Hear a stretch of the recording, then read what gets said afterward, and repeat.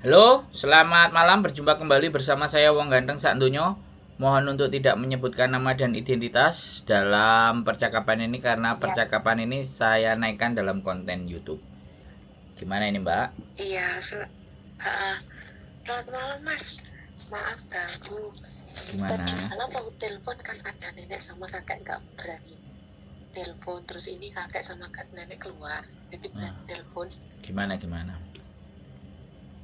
Mau tanya Mas, kan saya finish bulan 10 ya Mas. Siap. Terus saya itu maksudnya gini Mas. Saya itu kayak kemarin. Halo? Antara nambah halo, dengar Iya. Mas? Iya, lanjut. Antara nambah kontrak atau cari majikan lain. Bingung. Bimbang. Ya boleh cerita. Kenapa? Apa yang jadi bimbang? Kalau kerjaan itu sebenarnya gini Mas, nyantai ya. Sama yang majikan yang dulu itu beberapa tahun yang lalu kan enakan ini punya kamar sendiri. Maksudnya istirahat jam 10 lah, sudah istirahat, kadang paling lambat jam 11. Tapi di sisi lain itu masalah masak Mas. Masalah masak, kalau masalah bersih nggak terlalu sih. Cuma yang bikin bimbang itu antara nambah apa enggak gitu loh. Saya itu orangnya kan takutan, bahasa juga kurang. Terus kalau dimarahin cuma diam, oh ya tuh Om Ji, cuma bilang gitu toh. Gak berani bantah, gak berani apa. Tapi kadang saya mau bantah itu dibilangnya, katanya kamu itu apa ya, berbohong lah atau gimana. Lah ngomong sini mau gimana ya Mas, kurang bahasa itu loh Mas yang jadi masalah itu. Terus solusinya gimana Mas enaknya? Tapi majikan saya itu yang anak-anak oke. Pembantu ada 3 saya. Tapi di anaknya nggak satu rumah sama nenek ini. Saya kan di rumah sama nenek sama kakek. Terus yang lain ada di anaknya nomor 1 sama nomor 2. Terus enaknya itu mana Mas? Tapi soalnya itu iyo si nenek suka gantung pembantu gitu loh Mas. Yang sebelumnya saya itu katanya disuruh nambah, ya anaknya nambah, tapi katanya mau dikasih LC gitu loh Mas. Ternyata setelah ditanyakan kurang 1 minggu mau keluar, nggak dikasih. Ya, terus yang pembantu satunya juga gitu, ikut lama, katanya mau dikasih bonusnya, nggak dikasih juga sama. Tapi kalau yang pembantunya yang satunya itu lama, udah 14 tahun, majikan oke, ngasih dia. Tapi yang enggak itu yang si nenek ini sama yang anaknya satunya gitu loh Mas. Kalau yang ngejeng aku kan anak nomor 3 itu oke. Tapi nenek yang nggak oke gitu loh. Jadi bingung kan Mas. Saya itu nggak terlalu berharap masalah LC ya, tapi saya kerja 2 rumah, ya kan? Seharusnya 2 rumah kan nggak boleh. Tapi saya kerja di rumahnya yang ngejeng saya itu 1 minggu sekali Mas. Itu gimana? Solusinya, minta solusi lah intinya. Gini, kalau sampean minta solusi sama saya, yang tahu situasi keadaan kan sampean. Jadi saya cuma nanya, pas kerja di situ perasaan hati sampean gimana? Seneng, perasaan butuh, apa kebentel, apa terpaksa? Nah yang ke satu itu takut dia kan, mau apa-apa itu serba takut salah kan. Terus yang kedua bener kebentel Mas, karena butuh, ya kan. Terus yang ketiga, saya kan punya anak 2, butuh butuh butuh uang buat tabungan masa depan anak saya dan masa tua saya gitu loh. Udah. Ya udah. Urusan tidur, urusan semuanya aman, makan aman. Kalau masalah tidur aman. Makan? Kalau masalah makan ya nggak begitu aman sih Mas. Sekarang Masalahnya gini, kan saya setiap 1 minggu itu kadang 3 kali, kadang 4 kali, itu saya masakin buat orang 14 orang. Terus saya kan pernah ke CC yang satunya, pernah curhat ke sana juga, dikasih tahu CC. Saya pernah ngatakan gini, cerita gini-gini bla bla bla.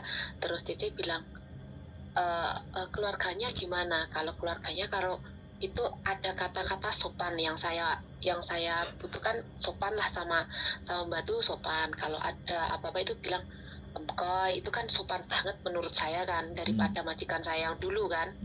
Nah, tapi saya bimbangnya gini, kok setiap masakan itu dipermasalahkan, setiap apa itu dihitung, semua dihitung. Terus?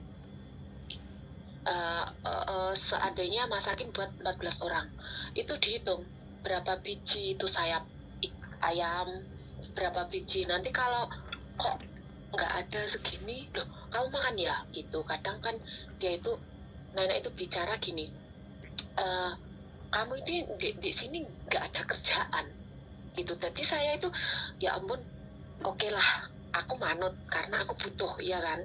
Dia butuh aku butuh dia gitu kan. Aku nggak masalah. Kemarin juga gitu, pulang bersih-bersih dari rumah anaknya jam 6 kurang itu loh, langsung belum sampai saya minum air itu, sampai pintu dikasih tahu gini, kamu cepet kamu nyuci mobil dulu sana. Sampai saya ya Allah, ya wis, ya sebentar, nanti setelah itu kamu masak buat aku. Oh iya, saya langsung turun ke parkiran nyuci mobil kan. Terus sampai yang di parkiran tuh bilang, Cece, kamu kok setiap hari tuh nyuci mobil, sudah bersih loh itu, kayak kurang pekerjaan aja. Iya nggak apa-apa, saya bilang sampai gitu. Ya ampun, walah, ini toh namanya yang gaji besar, terus apa ya, kerjaan berat tapi saya buat ringan. Nah, bimbangnya saya ini, di antara nambah lagi apa cari majikan lagi gitu loh kok. Saya tanya, gajinya berapa? Kalau gaji saya itu aslinya 4630, ditambah gaji saya bersih-bersih di rumah anaknya itu 600. Itu 1 minggu sekali, juga ada libur. Totalnya berapa? Terus yang saya tanyakan ini, enggak, totalnya berapa? Gimana Eko? Totalnya berapa? 5.000 sekian. 5.230. Nah, wes, sampean udah pernah finish ya, kan? Terus sudah pernah finish dulu. Oke. Sudah pernah finish. Wes, sampean mau cerita berapa lama lagi, tak tunggu? Enggak, terus yang libur itu gimana kok? Kan saya libur yang apa itu hari Imlek kan selalu diganti hari, nggak diganti uang. Itu nggak apa-apa ya kok? Atau gimana kok? Ya nggak apa-apa. Ya memang kalau bisa libur itu, kalau libur itu memang harus diganti libur juga, bukan diganti uang. Kalau liburnya Imlek ini bintangnya 1, 2, 3, 4. Woi, ini 1 minggu ya. Iya. Yang buat teman-teman ini kalau 3 ya udah 3. Di bulan itu sampean ada libur 3. Kalau perlu ada 4. Iya, 4 kok. Nah, Saya 1 bulan ini sudah dikasih jadwal 7 kali libur. Nah, iya. 7 kali libur kok. Oh, itu Februari. Kalau berarti kalau sampean bulan Januari sudah dikasih 7, berarti yang Imlek sampean masuk terus. enggak, yang bulan bulan Februari dikasih 7 kok. Oh ya sudah. Kalau Januari 6 apa 5 kemarin ya. Kalau nggak salah. Sudah Ya langsung pasti dikasih 7. jadwal kok, soalnya kan giliran. Ya Februari 7. Ya sampean 7 boleh. Heeh. Nggak ada masalah. 1 minggu itu libur semua. Ya memang yang benar begitu, nggak usah diganti uang tapi diganti hari. Oke, masalah libur beres. Masalah curhat ini masih mau dilanjutin apa enggak? Aku harus dengerin apa enggak? Soalnya 10 menit saya dengerin curhat sampean. Kalau sampean mau curhat Enggak, lagi sudah. 15 sampai 20 tak tungguin. Sudah kok. Kapan-kapan main ke rumah kok. Boleh. Jadi Gimana? gini. Sekarang sampean sudah pernah finish ya di Hong Kong sampean berapa tahun? Tidak di majikan ini sampean berapa tahun? 2 tahun kok. Oke. Sekarang sampean siap nggak kalau sampean ganti majikan finish terus majikan baru adaptasi lagi terus gak punya kamar, kira-kira sampean siap nggak? Kalau sampean siap menerima itu ya cabut. Kalau sampean nggak siap, Saya nggak siap. kalau nggak siap dengan majikan baru dengan adaptasi yang baru ya udah stay aja di situ. Kalau masalah kelakuan, ngitung kaya, ngitung Joysam, semuanya serba dihitung. Namanya orang Hong Kong, mana ada yang nggak perhitungan. Terus Ya, masalahnya kalau nyuruh, kalau bisa ini disuruh belum selesai, di sana udah nyuruh, di sana belum selesai udah nyuruh. Itu karakter orang tua itu begitu. Karakter orang tua dan karakter bos itu juragan itu kayak gitu. Kalau ngelihat kita redok leha-leha titik, otaknya puyeng. Ini tak bayar kok lunggah-lungguh aja. Nah, selama dia tidak menggunakan tangan, selama dia nggak menggunakan alat-alat untuk memukul sampean, bagi saya loh ya, mulutnya mereka itu ya kayak silet, kayak pisau, kayak pedang, sret. Jadi seolah-olah itu kalau dia berbicara itu hati kita tersayat, gitu. Gitu loh mbak. Itu tuh Hong Kong. Hong Kong itu memang kekuatannya menyakiti hati kita itu dengan ucapan. Itu pasti. Saya garansi jangankan kok sampean. Sekali lagi jangankan kok sampean yang di dalam majikan. Saya aja sama sopir saya pernah sungfo angkat-angkat barang, mulutnya itu malah lebih nggak teratur. Karena kita sama-sama kerja, satu kardus tak tendang ke mukanya dia. Dia ngajak ribut, tak ajak sekalian ribut di situ. Mundur dia. Aku pernah mbak kayak gitu mbak, sama orang Hong Kong. Itu sopir, mulutnya nggak pernah mau berhenti. Nyakitin hati mbak. Karena kita orang Indonesia ya. Kita mainnya kalau udah ribut-ribut ayo berantem aja. Tapi di Hong Kong kan tidak bisa begitu. Sekali kita nyentuh tubuhnya dia dan itu memar, masalah mbak. Makanya tak tendang satu buah kardus. Dipikirnya aku juga nggak bisa marah. Habis itu tak tinggal kerjaan mbak. Tapi kan itu tidak mungkin kalau buat sampean. Nah, mau tidak mau, bisa tidak bisa.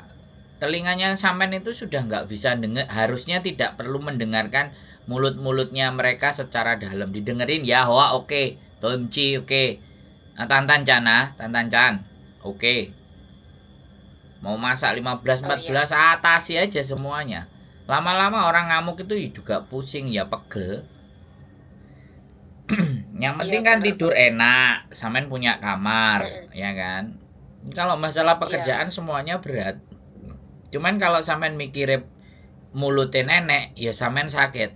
Tapi nek sampean mikirin mbok seneni model opo ae, sing penting anakku sekolah, anakku bisa nabung, aku bisa bayar buat sekolah anakku, mereka nggak kelaparan, masa depan mereka tak terjamin.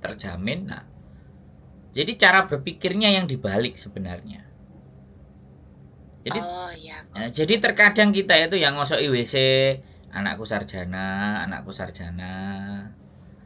Yo le, buke nyambut gawe ngene ya le, sing sregep ya nek sekolah, sing rajin. Buke nyambut gawe kayak gini. Kalau perlu sampean video kan. Sampean video diri sendiri sambil ngomong sendiri, sambil ngersik-ngersiki sendiri, kirimkan ke anaknya. Ya kan? Begini loh rasanya. Begini loh rasanya. Kirimkan ke suaminya, kirimkan ke anaknya. Jadi jangan yang dilihat keluarga kita itu hari Minggu kita pakai baju bagus, makan enak, itu yang di syuting. Bahaya. Oh iya kok, bener. Yang di Bener. yang Saya di itu syuting itu gitu. Kameranya Iya, taruh di saya atas mikir, sana kalau nyapu, kalau ngepel. iya, saya mikir gini kok, daripada saya yang 2 tahun yang lalu itu mending ini, tapi ini cuma ibaratnya mental ya kok. Kalau dulu kan majikan yang dulu kan pernah main tangan, tapi saya bisa bertahan 2 tahun. Masa yang ini nggak bisa bertahan Nah, lebih, kalau bisa itu lebih 2 tahun lah gitu loh. Tapi nah. saya downnya gini kok, antara nambah kontrak atau cari lain. Kalau cari yang majikan lagi nanti adaptasi lagi bagaimana gitu loh kok. Sebenarnya nggak ada masalah sampai 2 tahun selesai, ini mau 2 tahun lagi selesai. Artinya rapot sampean itu selalu bagus. Jadi begini, orang-orang itu kalau sudah berada di zona yang nyaman, maka dia tidak akan berpikir lebih dalam. Ya wes ngene ae. Kalau saya nggak begitu. Kalau sampean tanyanya ke saya, level saya Iya dari iya kok ya. level saya dari gelandangan Victoria Park, ya kan, sampai akhirnya aku Iya punya kok. istri, sampai sekarang aku tidur nyenyak pakai AC, sepatu yang dulu cuman 1 pasang sekarang 4 pasang 5 pasang. Saya men-challenge diri saya untuk yang lebih lagi. Itu kalau saya nggak mau stuck hidup dengan Iya. kayak gini. Sampai akhirnya saya berkomitmen sama istri saya sudah bisa bayar rumah tanpa harus saya bekerja sama orang. Jadi jangan paksa saya untuk kerja dengan orang. Kalau kamu nggak mau bikin company atau perusahaan, udah kita pindah aja, aku bilang. Pindah negara aja, ke Jepang kek, pindah ke Australia kek, sekalian. Daripada di sini semuanya kita udah punya tapi hidupnya gini-gini aja. Kalau saya loh ya mbak. Jadi Iya. ini penggambaran ke dalam diri sampean. Di saat sampean sudah bisa menghasilkan sesuatu, sampean juga punya tabungan, sampean nggak punya utang, keluarga sampean nggak ada yang sakit, ya kan? Coba bayangkan sampean yang cerita ke saya, orang tuanya sakit, orang tuanya meninggal, nggak bisa nengok, utangnya di rumah banyak. Coba sampean berpikir ke sana. Di sisi lain sampean tak ajari untuk men-challenge diri sendiri lebih tinggi. Di sisi lain sampean melihat orang-orang yang diuber-uber rentenir, paspor digadekan. Halo? Iya iya, saya dengerin kok. Biar sampean itu bisa mensyukuri hari-hari ini, yang tidur di dapur, yang tidur di bawah, yang tidur cuman hanya sekat, majikan nonton TV dan semuanya kedengaran keras, majikan nggak tidur-tidur, yang jaga nenek, jaga kakek, yang sebentar-sebentar ke toilet, nggak bisa tidur dengan nyenyak, mereka harus nuntun nenek atau kakeknya supaya dia nggak jatuh, kalau jatuh sampai patah tulang, sampai kepalanya sering pusing, minumannya bodrek, gara-gara nggak pernah tidur 1 jam 2 jam aja, sudah sangat mepet sekali, sudah nyenyak, sudah enak tidur begitu. Coba. Iya. Jadi Bener kok. Jadi terkadang ya sekali lagi kita nggak melihat dunia, yang kita lihat hanya diri kita sendiri. Akhirnya yang terjadi apa? Ya kurang bersyukur. Saya tidak berbicara sama yang kurang bersyukur. Saya tidak berbicara begitu. Tapi Iya. karena kita hanya melihat diri kita sendiri, kita tidak melihat ke dunia sana, di luar sana. Kalau sampai nonton konten saya hampir, coba yang meratap itu, yang nangis-nangis itu sampai dengerin. Supaya sampean Iya, bisa dengerin kok. sampean supaya bisa ngerasa bahwa uripku jek lebih enak ya Yang- dibandingkan mereka. Iya bener kok. Saya kadang gini, ya Allah, yang lebih parah sama saya itu masih banyak lagi. Kadang nggak dikasih makan, kadang gini, kadang gitu. Ya Allah, alhamdulillah saya masih bisa bersyukur lah, bisa apa ya, tidur nyenyak, tempat tidur kan lebar, nggak kayak dulu. Ibaratnya kalau libur kan nggak terlalu cepat keluar, bisa istirahat dulu. Itu alhamdulillah banget. Nah, jadi begini loh mbak, ketika sampean punya sisi nyaman dengan tidur enak, jam malam nggak terganggu, pasti ada sisi yang nggak enak. Apa yang nggak enak? Mulutnya nenek. mulutnya kakek. Iya. Iya begitu. Gitu loh. Ya memang begitu balance. Jadi hidup itu bahagia sama susah itu berjalan seiring.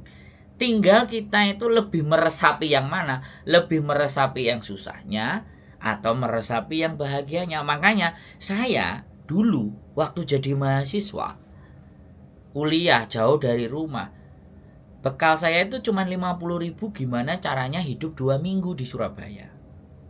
Lah hari ini walaupun saya sudah punya uang, saya sudah punya istri, saya mencoba menerapkan hidup saya. Kira-kira bisa nggak 50.000 itu hidup dalam waktu 2 minggu?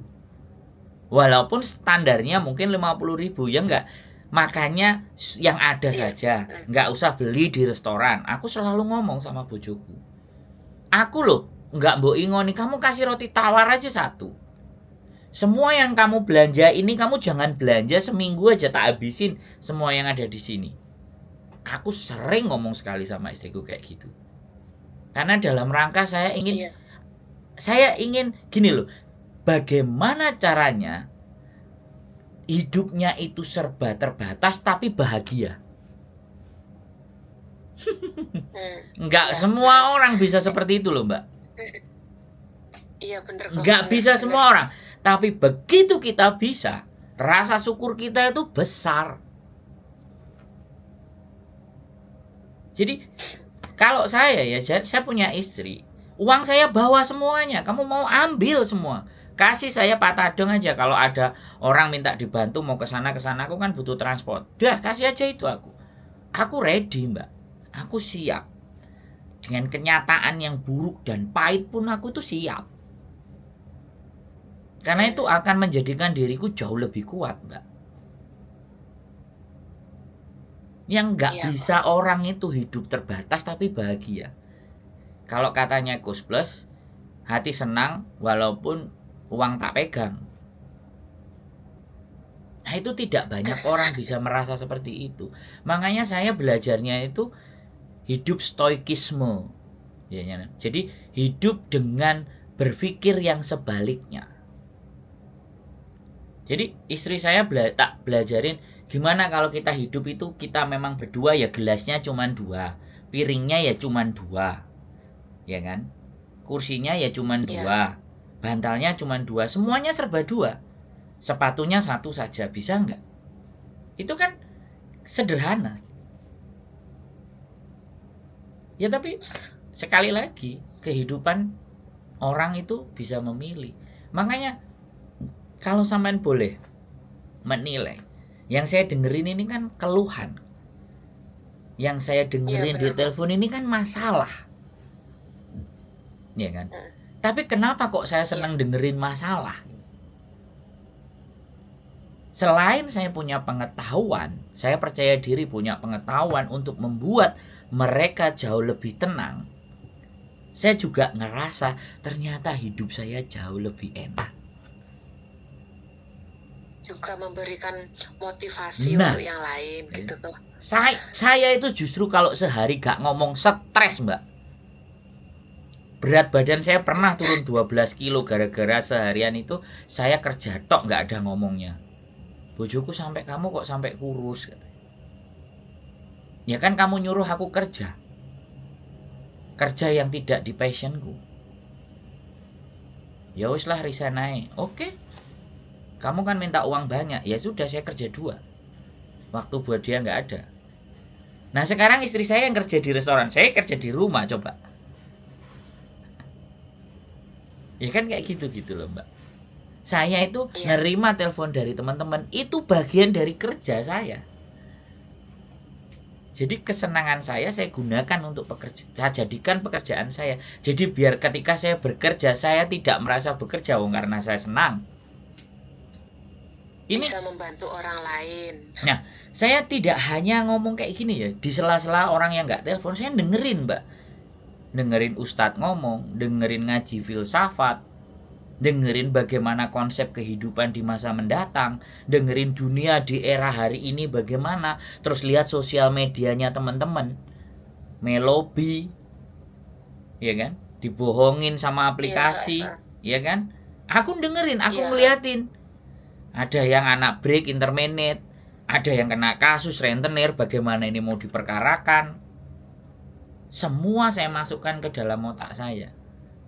Curhatan saya dengerin, saya resapi, terus saya harus masuk di mana ini. Untuk membuka jalan dan cara berpikir teman-teman ini, saya harus masuk dari sisi mana yang bisa diterima. Kayak sampean kayak gini. Sebenarnya sampean itu hanya 2-3 hari atau 4 hari kemarin itu nelongso rodok kecentok. Makanya pengen telepon. Piye sih?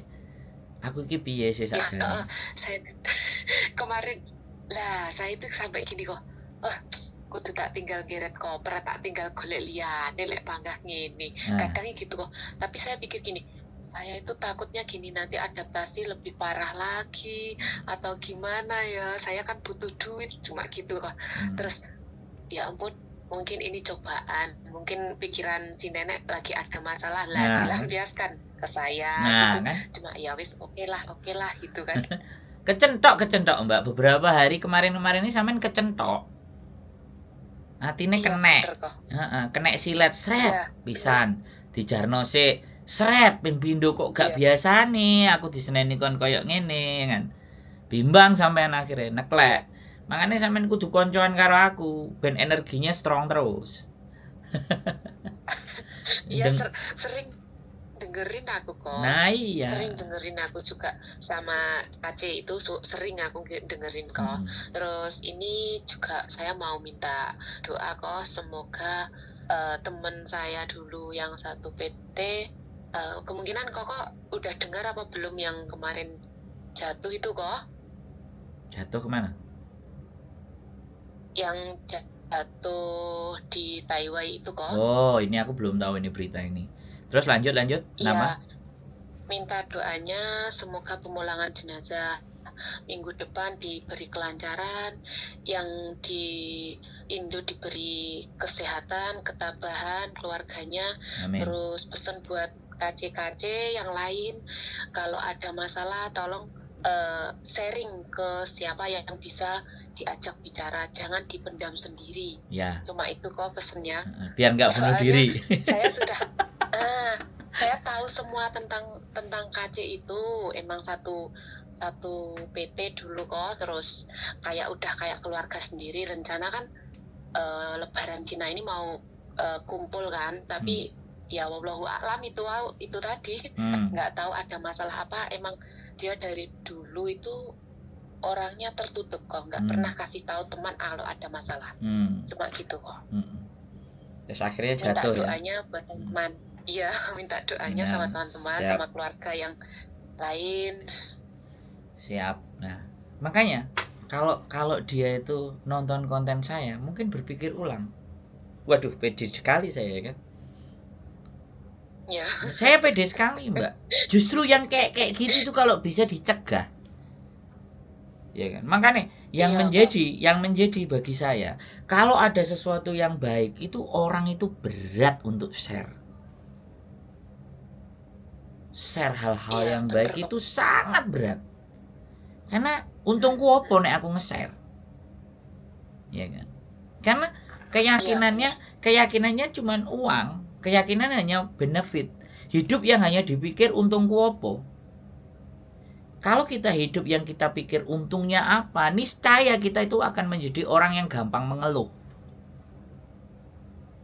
Tapi kalau kita kalau kita berpikir bahwa aku dikai moto, dikai tangan, dikai sikil, dikai utek, gawe mikir.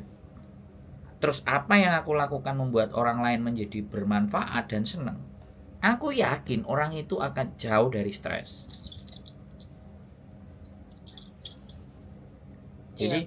Jadi kalau sekali lagi saya ngomong, kekayaan, ya kan, kekayaan itu budak bagi orang bijak. Tapi kekayaan itu tuan bagi orang yang bodoh. Wis, kalimat itu mak jelek. Bener kok. Langsung baik ngenai. Kasarane wong Jawa. Iya. Iya bener kok. Ya kalau kita itu orangnya bijak, kekayaan itu budak. Jadi kekayaan itu kita yang atur. Kekayaan itu bisa bicara harta, bisa bicara uang. Kita yang atur karena kita bijak. Tapi kita akan menjadi orang bodoh kalau kekayaan itu menjadi tuan yang harus diikuti. Sampai sak piro. Ya bener kok. Kita nilainya diri sampean itu melebihi 1 miliar. Ya kan? Coba dari kecil sampai besar sampean didik anak sampean. Uang yang sampean hasilkan berapa dihitung bisa lebih dari 1 miliar. Tapi kadang-kadang kan tidak disadari. Coba ketika sampean sudah sakit, ya kan? Gitu Iya. loh, ya. Oke? Iya, bener. Sudah? Ya, Sudah makasih. terang ya. Sehat selalu ya. Saya selalu mendukung. Iya, Saya sama-sama. bisa diajak omong. Iya, Kalau iya. untung ditelepon, diangkat. Kalau enggak, coba telepon terus gitu aja. Oke? Iya, nanti kalau libur saya tak ke tempat Koko. Boleh Ada main. waktu. Nah, siap, kita tunggu Iya. makan bersama. Iya. Oke? Sehat selalu buat sampean Mbak E, Terima kasih, Ko. buat keluarga. Iya, Ya, terima kasih, Ko. matur sembah nuwun. Ya, Assalamualaikum makasih, Ko. warahmatullahi wabarakatuh. Oke, Waalaikumsalam warahmatullahi wabarakatuh.